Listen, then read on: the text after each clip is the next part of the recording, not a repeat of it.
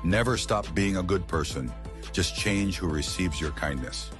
Huwag mong itigil ang pagiging mabuting tao. Baguhin mo lang kung sino ang tumatanggap ng kabutihan mo. Hindi mo kailangang ipilit ang sarili mo sa mga taong paulit-ulit kang sinasaktan.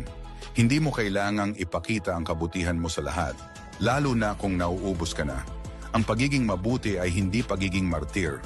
Maging mabuti pero matalino. Maging mapagbigay pero may limitasyon. Pangalagaan mo rin ang puso mo.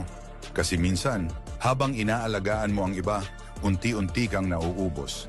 Ang kabutihan mo ay biyaya, hindi ito dapat basta-basta inaabuso.